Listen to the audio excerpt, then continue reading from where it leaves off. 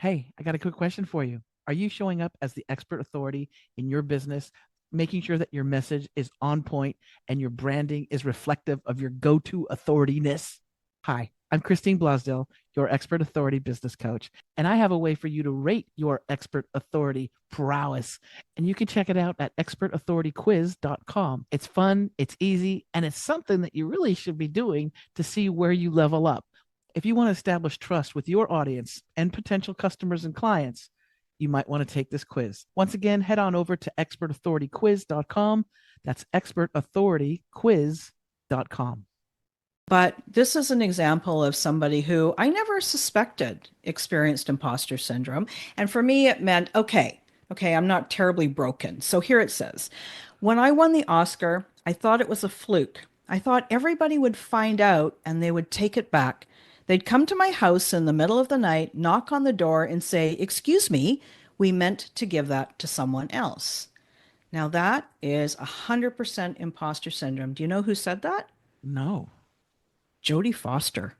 Wow. Right? Welcome to Out of the Box with Christine, the podcast for conscious entrepreneurs. Are you willing to step into your greatness? Are you ready to shine? Well, get ready, Truth Seeker. You're in for an amazing ride. And now, here's the host of the show, Christine Blosdale. Welcome back to Out of the Box with Christine. I'm your host, Christine Blosdale, and I am your expert authority coach who helps you get the word out on your business. If you're a solopreneur, an entrepreneur, and you want to get the word out about what you do, tell the world what you do, I help you through podcasting, through videos, through TikToks, through best-selling books, you name it, anything to do with multimedia. I'm your human.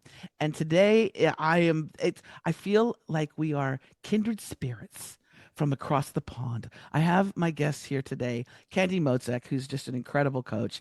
And there's so many similarities. There's so many things that we have in common, Candy. And I really wanted to have you on the show today to encourage our entrepreneurs and our solopreneurs not to give up. That there is their audience, there are their humans, their tribe out there. And so I just wanted to have you on the show. Candy Motzek, welcome to Out of the Box. Hey, thanks for having me. I'm really excited for the conversation. Yeah, and you are also a fellow podcaster. And how do I know this? Because you've been on my show. Exactly. Tell the folks about your show. Tell the folks about your podcast. Yeah, my show's called She Coaches Coaches, and it's a bit of a mouthful, but essentially I help people, successful people who want to quit their job. So it's interviews and teaching and coaching, all for people who want to make that transition. So that's what it's about. And that can be a scary time. I remember when I went from being an employee to being a soloee and it can be a bit nerve-wracking because you're used to that paycheck. You're like, well, that's something I can rely on. I don't know if I can make it out there in the world. So do you help people with those initial fears and issues that they may have about going off on their own? Oh, yeah, 100%.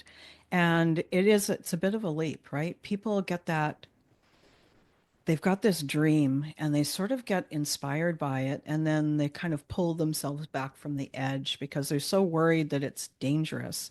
And I remind them that your 9 to 5 job, even though it might be amazing, even though you love it, even though you might have all the benefits and bonuses and all of that, it could be gone in an Yes. instant, Right. right? And so, how better to have both? How much better to have a side business as well as a job if that is the way you want to live your life?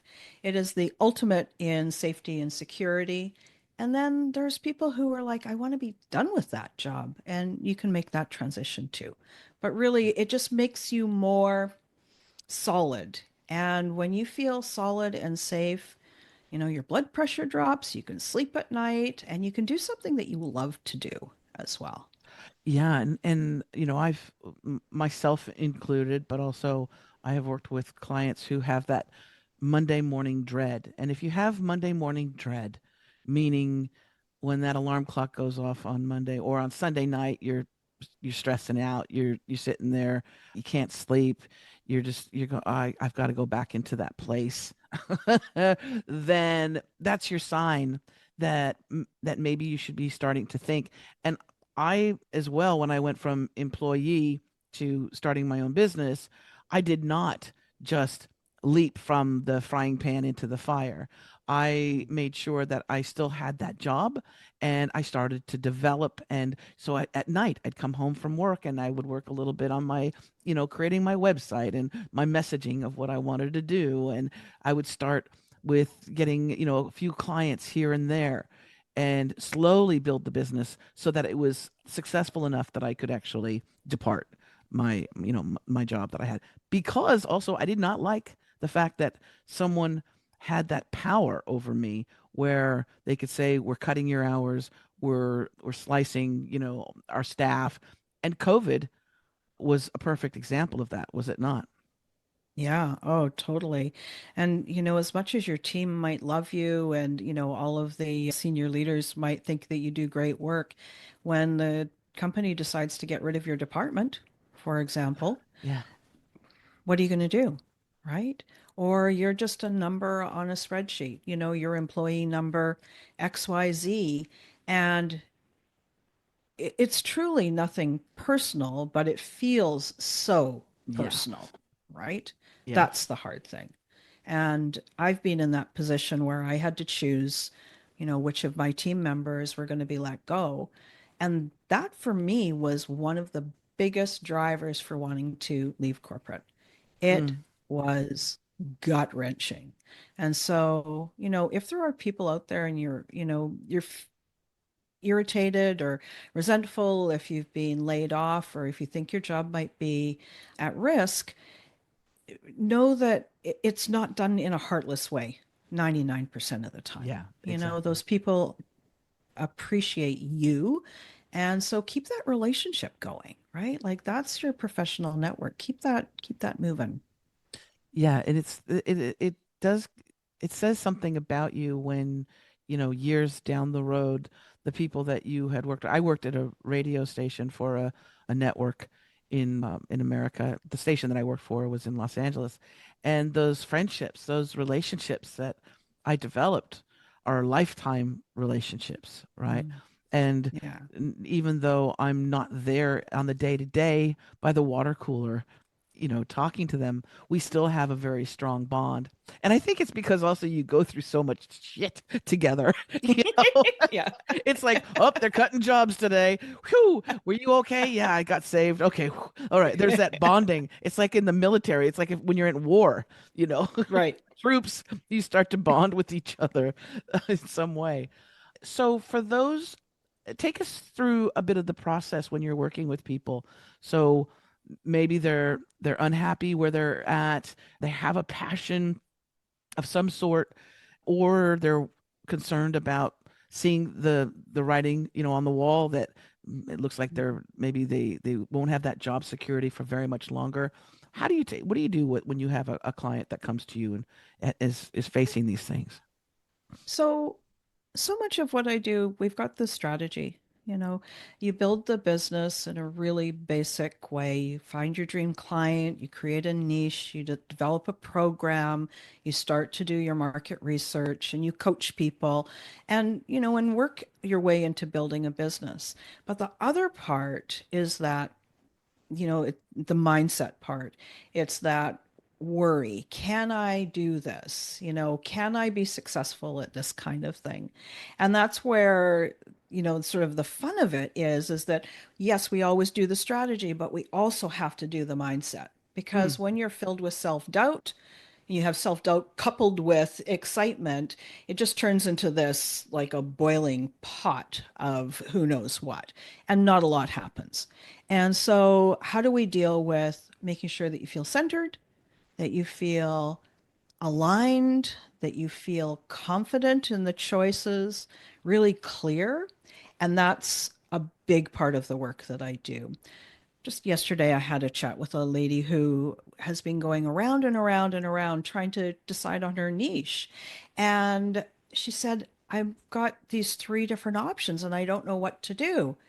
Well, it turned out she'd been having this conundrum for months.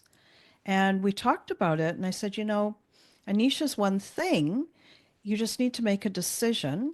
And then you can always change your mind. Like, it's not the end of the world if you change your mind. But Exactly. what she had done unknowingly, and this is where the coaching I think is so important, is that she hadn't done anything for 3 months.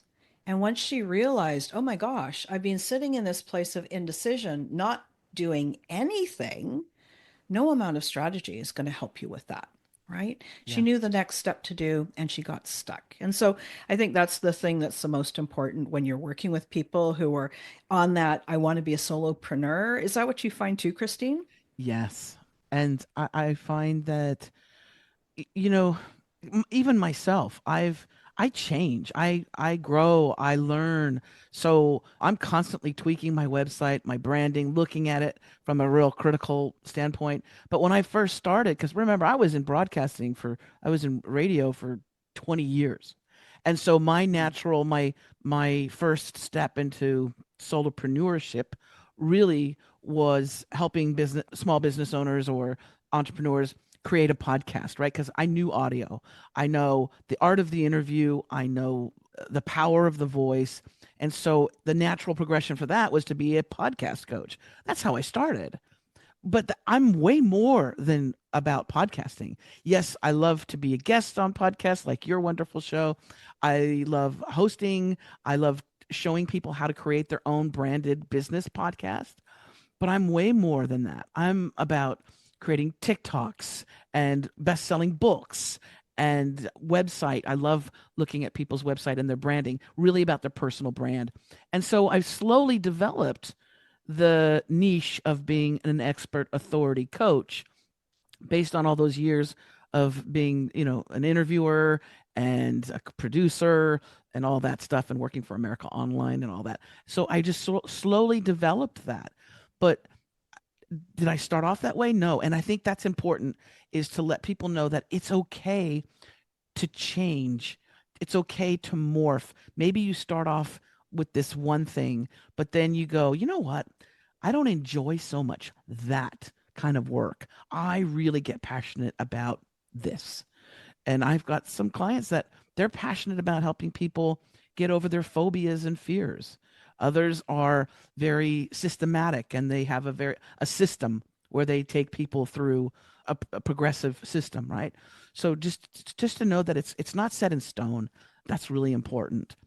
Another Yeah. important thing I believe is the ability to work alone. See, I've when I did work when I was an employee, because I live so far away from the station, I said I have to be remote. I have to be able to work from home because 3 hours in a commute, round trip.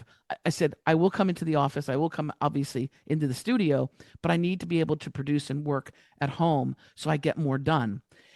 And I was that kind of a person that you could trust that would get the work done because I produced it. Like I did the stuff.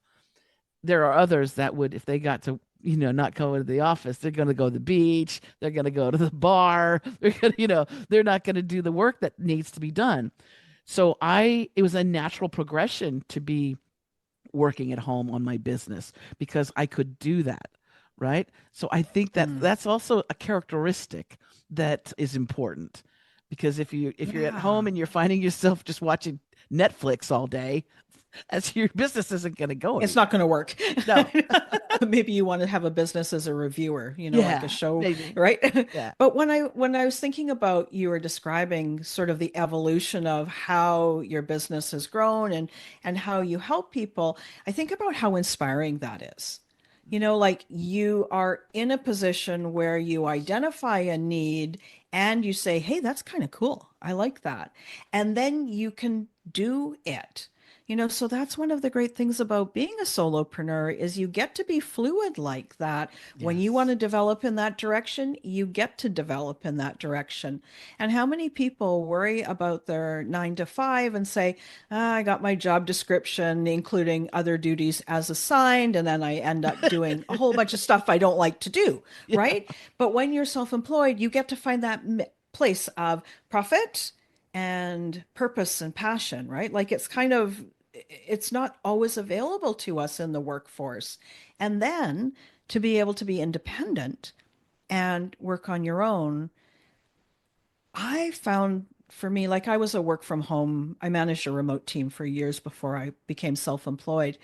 What I found is that if it mattered to me, then I'm really motivated to work. And so maybe some of the people that are listening going, "Ooh, I don't know if I'm a good independent worker," if they're questioning that, as soon as it's something that you love to do, it's not It's not work, work. that kind of work. It's work, but it's meaningful work, right? And so there's that part of it too. I agree wholeheartedly. Now, and as a coach who coaches coaches, ah, I, Talking to another coach who coaches coaches. yes, you got to do a podcast called "They Coach Coaches." And this is Yeah. supposed to she coaches coaches. But one of the things that there's there's there's tools and techniques and strategies that I can give my clients, but I find, and I already know the answer to this, but I find that some of the biggest thing, it's a bit of a therapist role in some respect, but it's helping people overcome those obstacles that are not physical obstacles, but the imposter syndrome, right? Um, Mhm. com- the comparison model, the scarcity model. Can you talk about imposter syndrome, that comparison, that dreaded comparison thing, and also the scarcity mindset? Yeah, totally. And so first off, I am like the president of the Imposter Syndrome Club, just so you know. And it's because we often, like, overachievers often experience imposter syndrome. I've got this really great quote here.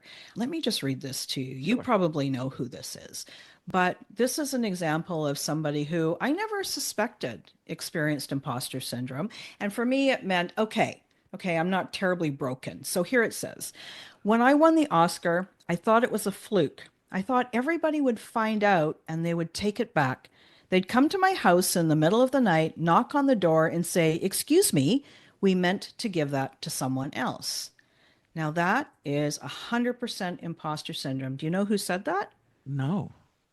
Jodie Foster. Wow. Right? Yeah, right? She's Like, she's so honest. I know.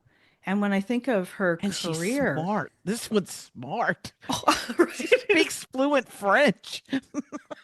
She does all kinds of stuff, right? She So when directs. you say about imposter syndrome, and I go, yeah, me too. What I know is that the vast majority of people who want to achieve something great with their life experience imposter syndrome. Yeah. And oftentimes it's a matter of timing. If you're new to it, then of course you're going to feel like a little bit of a fraud because you haven't got that experience under your belt yet. So Right. Right. it's really common. And what I love to help people do is create a little success file. Go back into your old emails and go and print off all those times that somebody said, "Wow, that was amazing. I can't believe you helped me in that way."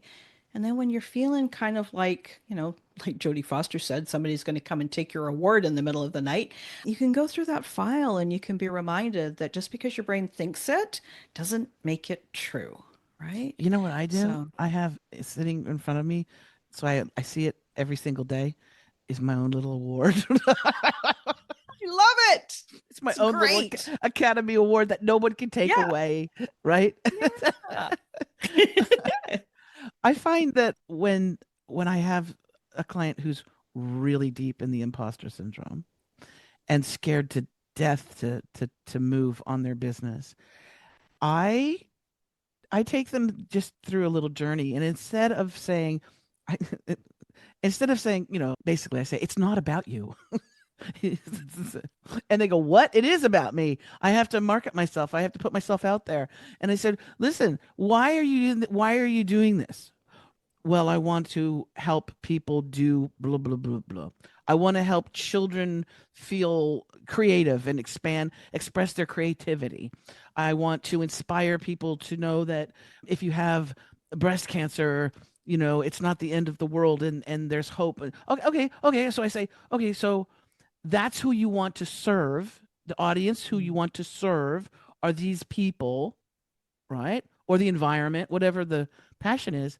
And I said, focus on that as opposed to you and how you look, how you're going to be perceived, all of those things. I said, if you don't start speaking up, if you don't start writing those books, if you don't start doing those videos, if you don't start doing those podcast shows, you are letting that audience down, but also they won't know. So they won't know to be inspired by your overcoming breast cancer. They won't know that there is hope for them in some respect. They won't get that gift that you have, but you're too scared to let it go. And for some of my clients, that's like the light bulb that they'll go, "You're right. I needed to shush and really focus on who I want to serve." So sometimes that helps them. Other times, then we have to go in with the paddles. We just Just do one tiny thing, you'll be fine, and then you can do the next tiny thing, yes, right? exactly, I was exactly. listening to a podcast by David Baer this morning. I think it's one of his most recent episodes on A Changed Mind.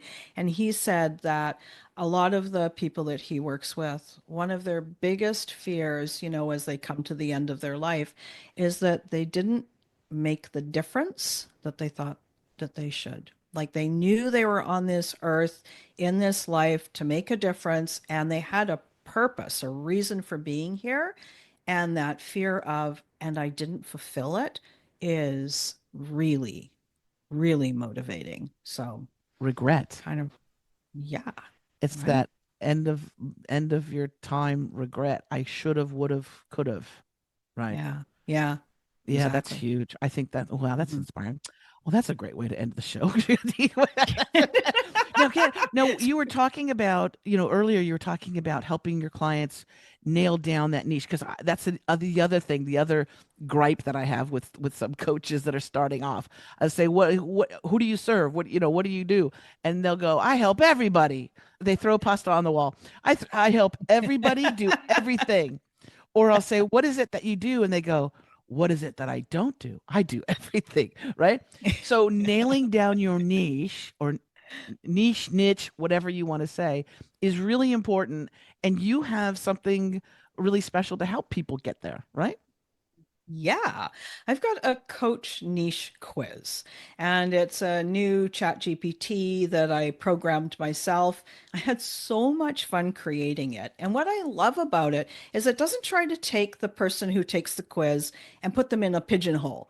It takes, what do you love? What are your passions? What are your skills? What's your expertise? And what do you hate? And then the GPT goes in and it comes back and gives you three personalized options for niches. And I think it's brand new.